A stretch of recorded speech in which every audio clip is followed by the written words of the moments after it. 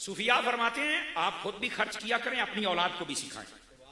और वो कहते हैं कि हम अपनी औलाद को बहुत कुछ गलत सिखा बैठते हैं, लेकिन सही बातें हम नहीं सिखाते। मिसाल के तौर पे हमारे घर पे कोई मिलने वाला आ गया, हम मिलने चाहते नहीं, हम कहते जा उसे कहे, अबू कहता अबू घर ही कोई नहीं। बड़ा होके जब वो बच्चा नाफरमान बनता कहते हैं जनाब हजरत दुआ कर दे, बस तावीज दे दे, ये बच्चा रातों रात फिट हो जाए। मैंने कहा नहीं जनाब, ये जहर आपने खुद पिलाया हुआ है, ये बिगाड़ा आपने खुद है।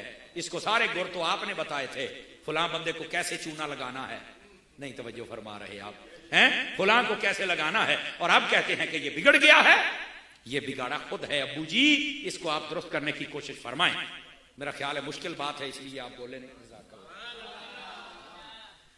अल्लाह अकबर, जिसको समझ आई सुभान अल्लाह फरमाएगा मोहब्बत के साथ। तो इस वास्ते अपनी औलाद की तरबियत खुद फरमाएं। बसा औकात खुद औलाद को नफरत सिखाई जाती है, फुलां चचा के घर नहीं जाना, फुला मामू के घर नहीं जाना। हालांकि उनको ये हदीस सुनाओ, यार हम बड़े हैं, कोई हो भी गई तो सीधे हो जाएंगे।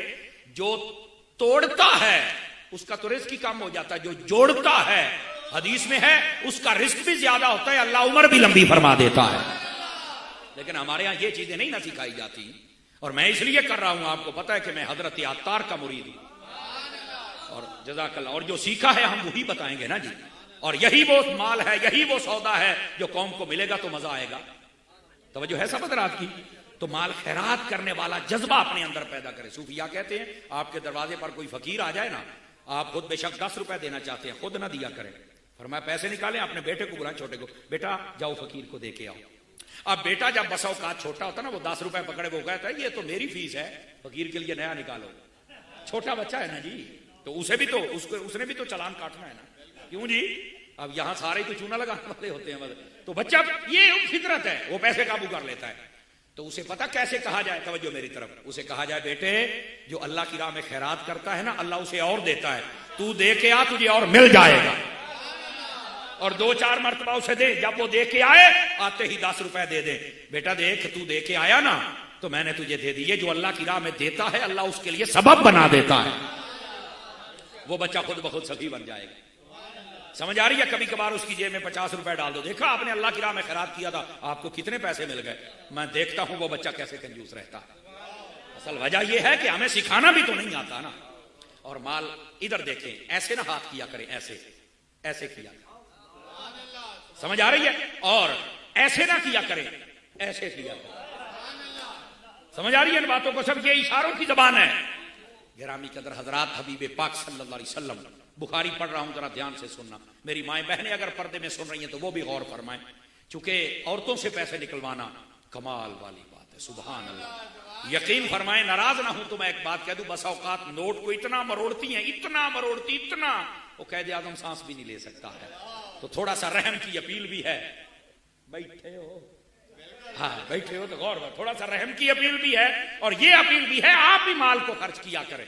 तवज्जो फरमाएं सारे भाई। गिरामी कदर हजरात, हुजूर अकरम अलैहिस्सलाम की खिदमत में एक शख्स ने बकरी दे के गया बतौर हदिया, मींस गिफ्ट एंड तोहफा। हुजूर ये कबूल फरमाते थे, सदका नहीं कबूल फरमाते थे। आका करीम ने ज़िबा करवा के घर भेज दिया। शाम के वक्त जब आए ना तो आपने पूछा, आयशा वो बकरी का क्या बना जो मैंने भेजी थी? अब जरा ध्यान करना, आगे वाली टांगों को ना दस्ती कहते हैं, और आका करीम अलैहिस्सलाम को बहुत पसंद थी। अम्मा आयशा पाक ने ना एक दस्ती रख ली, बाकी सारी बकरी को खैरात कर दी। मिसाल दे रहा, तो अम्मा आयशा पाक वो दस्ती उठा के ले, हजूर ये बच गई, बाकी सारी गई। और जैसे बंदा कहता वह गई, आपने हमारी तरबियत ये की है, हम तो रखते ही नहीं, गई सारी खैरात कर दी। अब जो मेरे हबीब ने जवाब दिया, मैं नहीं आपको कहूंगा बोले, समझ आए तो बोलना है, और लुत्फ वही होता है जो पहली मर्तबा आ जाए। नबी पाक ने ना फरमाया, आयशा इसको तो हम खा ही जाएंगे, बची वो है जिसको खैरात कर दिया गया है।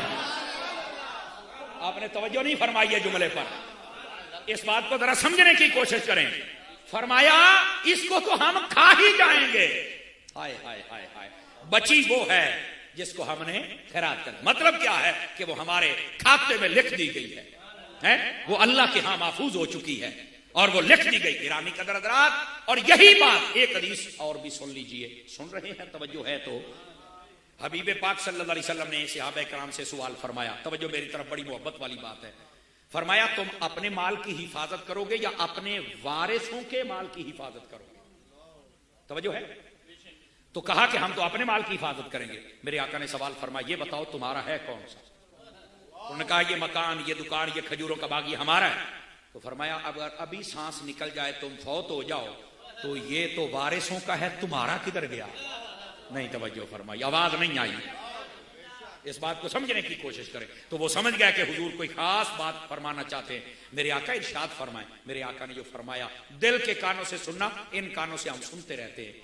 मेरे आका ने फरमाया तुम्हारा माल वही है जिसको तुमने अल्लाह की राह में खैरात कर दिया है।